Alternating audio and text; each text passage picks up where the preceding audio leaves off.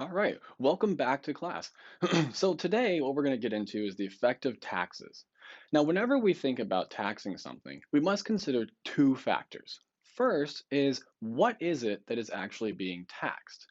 Second is who bears the incidence of the tax? For example, or in other words, who actually pays the tax? Let's also recognize this. When we tax something, that's going to introduce a difference, if you will, between the amount of money that the buyer pays and the amount of money that the seller gets to keep. So, for example, when you buy a candy bar from the gas station that costs $1, the cashier will actually charge you $1.06, at least if you're in Michigan. That extra 6 cents is the sales tax on the candy bar. So we know that you, the consumer, are going to give up a total of $1.06. The gas station is going to keep $1, and the government in this case is going to get 6 cents. Okay, so it introduces a difference between how much we pay versus how much the sellers actually get to keep. So let's start with a tax on the consumption of pizza. Okay, and so we will just redraw our supply and demand curves from the old example. So remember, demand was given by the equation Q is equal to 12 minus P, and supply was given by the equation Q is equal to 2P. Okay, so that gives us a demand curve that looks like this, and a supply curve that looks like this. Okay, and let's say that we're going to tax the consumers of pizza $2 per pizza. Okay, so we're going to tax consumers. Okay, so consumers are the ones that have to pay the tax, $2 per pizza. Now let's start with some predictions. Do we think that consumers of pizza are going to buy more pizza or less pizza? Well, probably less, right?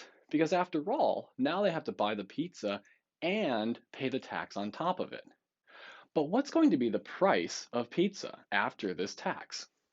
Well, our intuition from solving for our previous solution here, where the equilibrium price was $4 and the equilibrium quantity was 8 pizzas, the intuition would be that to say something like, well, if people were paying $4 for pizza before the tax, and now there's a $2 tax on top of this price, then they're going to pay 6 because 4 plus 2 is equal to 6.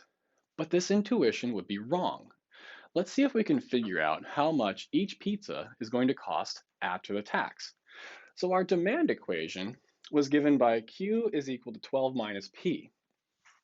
Now what we're going to do is we're going to incorporate the tax into this equation because this equation is what's governing our behavior. And so we want to put the tax in here. And what we're going to do specifically is we're going to replace all instances of P with the quantity P plus 2. Okay, because after all, people are going to have to pay and pay the tax. Note that I'm using parentheses here.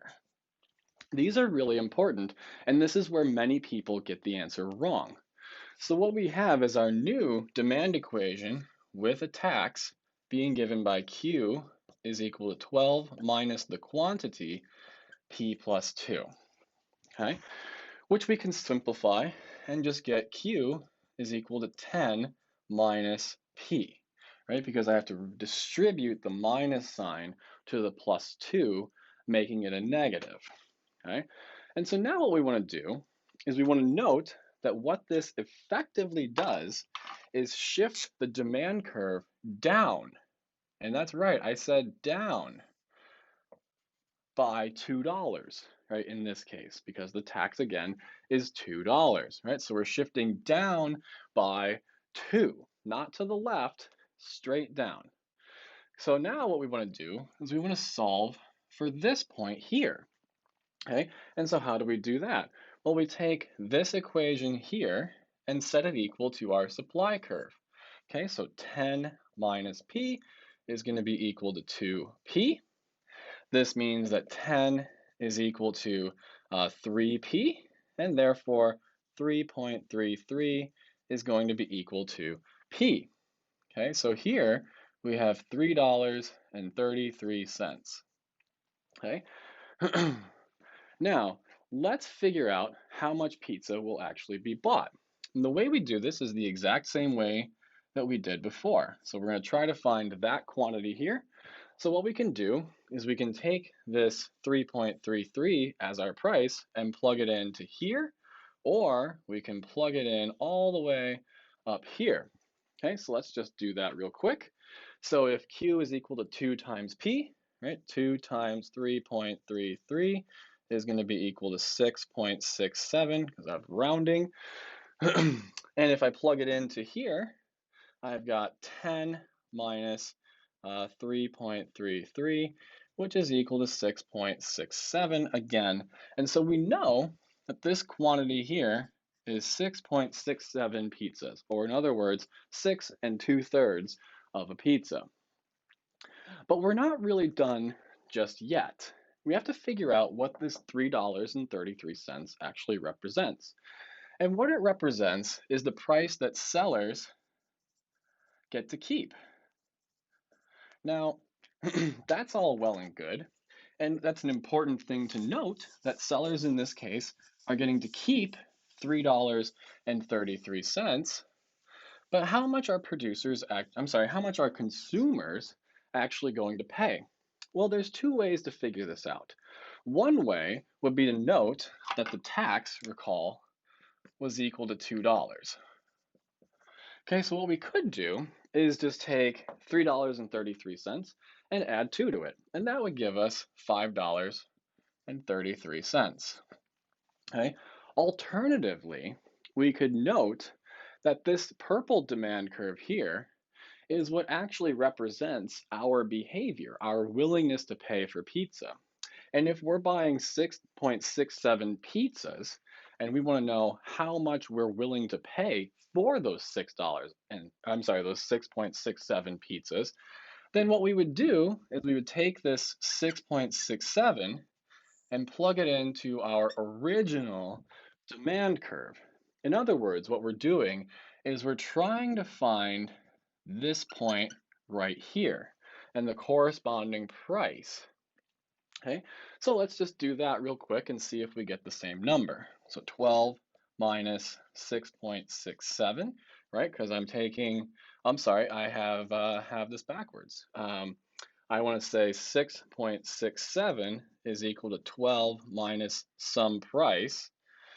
Okay, so how do I solve for this, right? Well, I can add P to both sides, subtract 6.67 from both sides.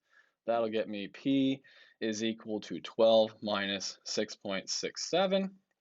And leading scholars would contend that that is equal to 5.33, which was the same number that we got when we simply added $2 to this price. And again, that $2 is the $2 in the tax. So what we have here is this price here is what people will pay for the pizza, and this price here is the amount that producers get to keep, with this difference here being equal to the tax. Now, sometimes it makes sense to actually place the tax on consumers, okay? But what we want to think about here is what is the actual incidence of this tax? Okay, so we know from our previous work and from everything else we've done so far that the total amount of the tax bill is going to be $2, okay?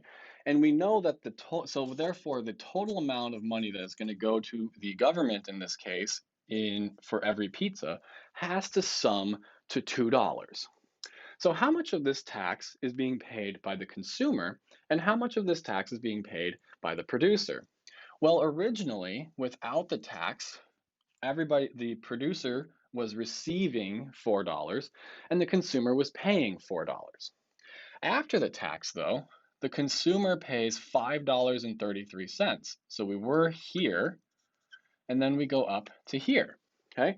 So that means that the consumer is paying $5.33 minus $4 equal to $1.33 of the $2 tax. The producer used to receive $4 for a pizza, but now they only get to keep $3.33. So what we can say is that 4 minus $3.33 is equal to $0.67 or 67 cents. In other words, the consumer pays $1.33 of the $2 tax, and the producer pays 67 cents of the tax in the form of reduced prices that they get to keep. Okay? This right here is known as the incidence. The incidence of the tax is $1.33 on the consumer and 67 cents on the producer.